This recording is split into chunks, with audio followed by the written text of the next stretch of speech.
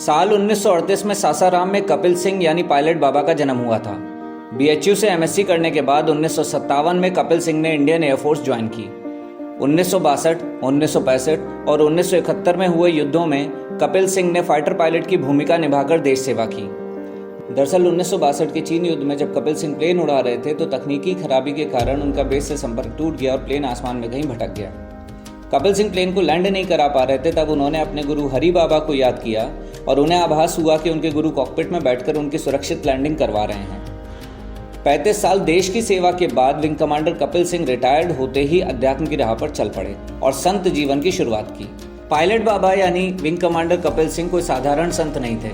अपने जीवन काल में उन्होंने 100 से ज़्यादा बार भू समाधि लगाई और दुनिया को हैरान कर दिया। भू समाधि मतलब धरती में दफन हो जाना, जहां सांस लेने को हवा भी नहीं होती है।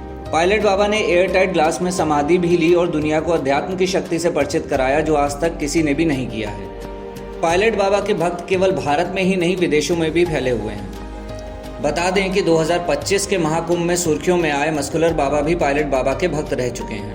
पायलट बाबा के आश्रम, जिनके निर्माण में ड्रैगन शैली का प्रयोग हुआ, और उत्तराखंड में 1 रुपए में कंप्यूटर शिक्षा देने के कारण बाबा विवादों में घिरे रहे, लेकिन इससे उनकी छवि पर कोई भी प्रभाव नहीं पड़ा। 20 अगस्त 2024 को पायलट बाबा का देहांत हुआ और हरिद्वार में उनके आश्रम में ही उन्हें अंतिम भू समाधि दी गई। पायलट बाबा का पदभार जापानी मूल की उनकी शिष्या केको आइकोवा यानी साध्वी कैवल्य देवी संभाल रही हैं। ऐसे और जानकारियों के लिए बने रहे हमारे साथ।